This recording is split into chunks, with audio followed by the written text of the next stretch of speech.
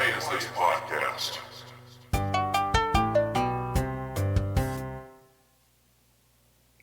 Hey everybody, welcome back to Why Is This Podcast?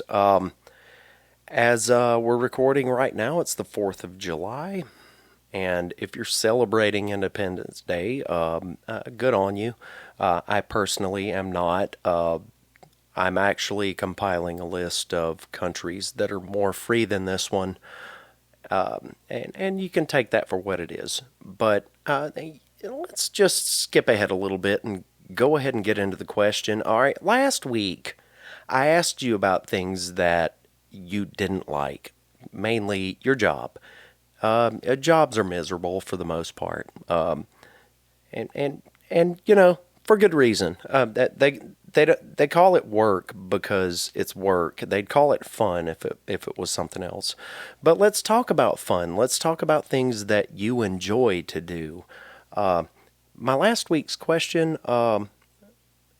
it may have brought out a little ire in folks, but this one is a little lighter. I want you to tell me about your hobby. So, to start you off, I'll tell you about my hobbies. Okay, I'm a hobby musician. I do play in a couple of local bands. We don't play out of town very much. And it's a little bit of therapy to me. I feel I can get out a lot of my frustration, a lot of my aggression, and whatnot, just from playing music. And it doesn't matter if it's in front of people or in a practice room. I get a little illness out of me, and it's nice because I feel great afterward. And another one is Lego. Okay, and now particularly Star Wars Lego, because I'm really into Star Wars. I love the movies and I love the TV series, and I've read a whole lot of books. But there's something about Lego that's really calming. It's easy. Yeah, you look at the instructions, you put it together, and you don't have to think about anything else while you're doing it. And honestly, it kind of gives me the time I need to work through some other things. So I really appreciate that. But tell me about your hobby. Let's go ahead and get into a call. Well, I have more than one hobby. I have painting, and I make soap, and I make jewelry, and I make what I call empowerment boxes, which are like smudge kits and crystals and candles and certain things to make you feel good and, make you feel full of positivity to change the world and shit. But I do all of that because it is creative outlet for me. I get built up stress like everybody else, and I'm a little probably ADD and can't do one thing at one time, so I have to do 15 things at one time, but I do actually finish them all, and, so kudos to me for finishing them all. Anyway, hobbies are expensive. I spend more than I make on my hobbies, but I spend less on hobbies than I would therapy. But I also go to therapy, so I get it from both ends. So, I don't know. Thank you for listening to my rant. Bye. All right, thank you for your call. For those of you that didn't recognize her, that was Sherlock Holmes. Her name is Jennifer, and all of those things she just told you, I can vouch for. She does have a Facebook page where you can actually browse and buy some of this stuff. It's called Soaps and More by Jen, and take a look. She's got some good stuff on there. I will go ahead and tell you, but from personal experience, that she makes a variety of sandalwood bath soap that is amazing, and I use it a lot. Yeah, no lie here. I love her products.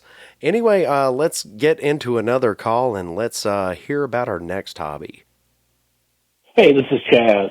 So my hobby was kind of something that happened during the middle of early quarantine. For the previous 2 years or so, I was really fascinated with the idea of a wood-fired oven and did a lot of investigation as to the different types and the ones that were manufactured and that kind of thing.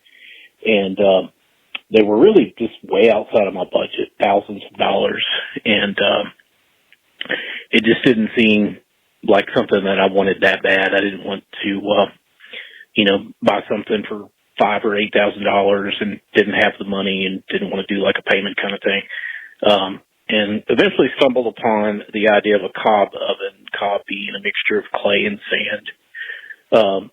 And got a book about cob ovens.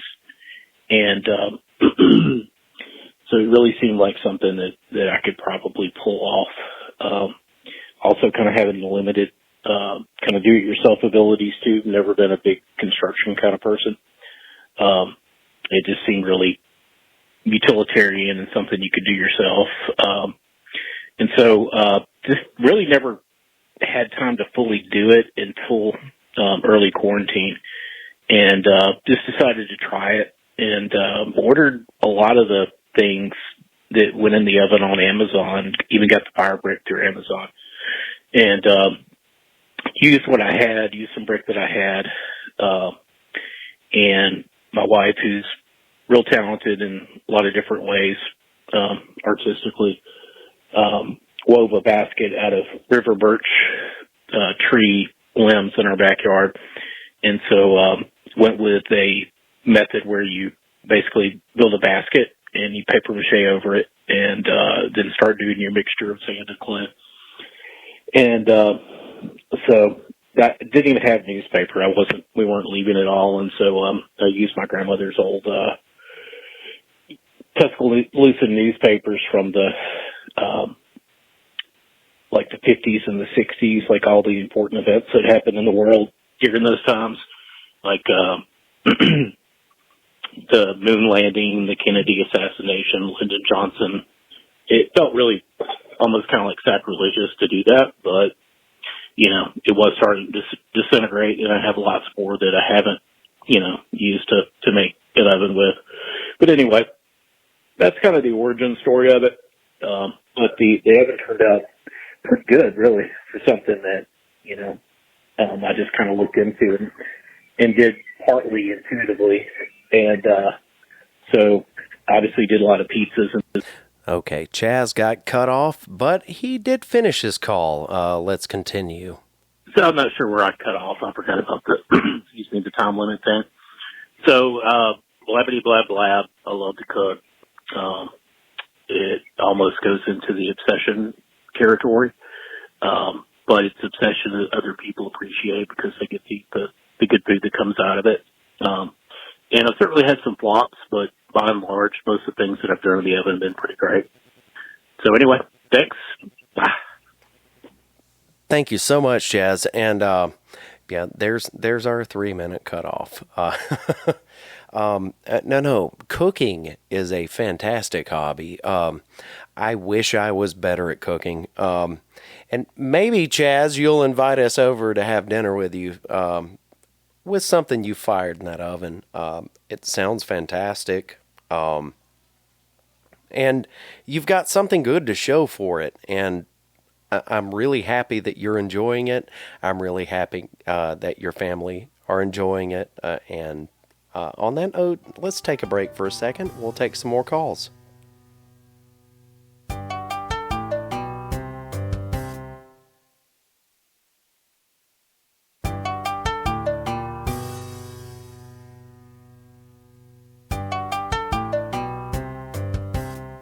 All right, I'm glad you're sticking around. We have a couple of calls left, and we're talking about hobbies. I just want to hear what you enjoy. So let's take another call and let's hear something else. My hobby is writing, and it's a good hobby because not only is it something to escape the world, it's something to destroy the world that you hate. You can make things happen in fiction that aren't going to happen in real life. Like, for example, taking down the global grid with an EMP and starting over this crappy world. Thank you for your call, and I hope you're doing well. And I should let everybody know that I know this caller. She's a published author, and you can find her book on Amazon. It's called They Called Her Morlock, and it's a fantastic book. I've read it from end to end, and I'd suggest it to anyone that likes this near future dystopian fiction. It's amazing, and it's also kind of a warning. But yes, writing, and I imagine, I write songs. I don't necessarily write anything else, but I mean, you do get to release so many things inside of you just by putting it on paper in front of you. It's another form of therapy. I think that's where we're going with this episode, is that hobbies are therapy. And they let you get a lot of anger and malice and frustration out, and they let you just enjoy something for a little bit. I like that. Let's take one more.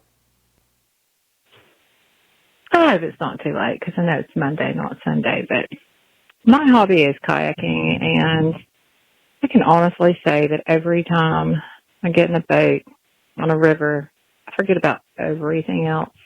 It's like fishing. You're just fishing. You don't have to think about anything else.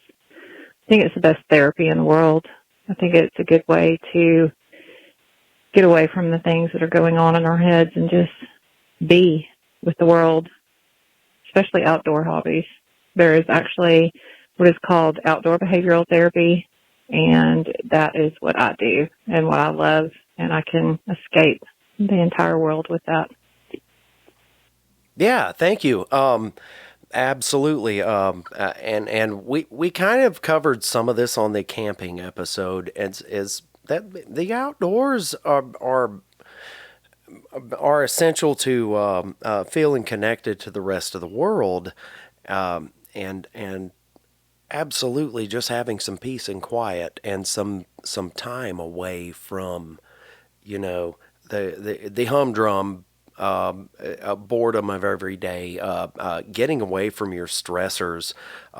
There's no better place to escape. All right, our caller goes on to say this. I want to say something about hobbies in general. I think hobbies in general keep us from doing things that we shouldn't do. Let's put it this way. You go to a psychiatrist, you're depressed, you're upset, you've got situational things depressing you, or you've got a chemical imbalance, whatever. He can give you some meds, he can make you feel better, but it takes a few weeks to get, in your system. And does it really make you feel better? Does it really make you any better? But if you love gardening and you go garden, you feel better immediately. You love kayaking and you go kayaking and you feel better immediately. You go camping, hiking, you do something you love. You paint, you do anything you love. You make something, you cook. I love cooking. I love kayaking. I love fishing. Anything you do that is a hobby makes you feel better immediately. Pharmaceutical companies do not have the answer for the depression and the stress and the anxiety that this world feels today. They just don't. All right, here's where it gets fun. Okay, so hobbies are absolutely a way to de-stress, a way to shed your day, to decompress, just to enjoy some time. But I will say this, people that need psych meds really need them, and they're not good without them, period. So, yeah, I'm going to have to disagree with you on part of that.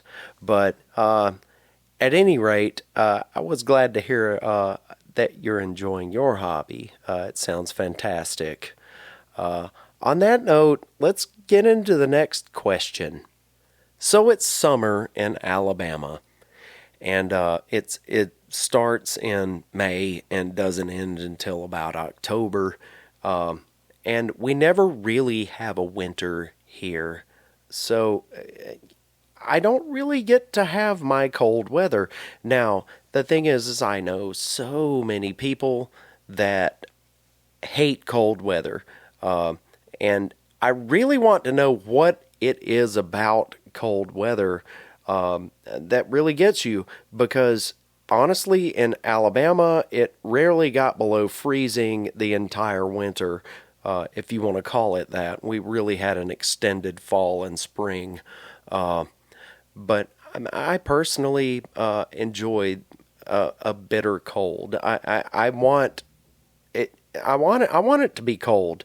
It's because, you know, when you walk outside, it's quiet and it's peaceful and there's nothing happening. And I love that sometimes. And I want to know why you don't. So my question is, why do you hate winter? I'm going to argue with you on this one. So this ought to be a fun one. Anyway, that's my question.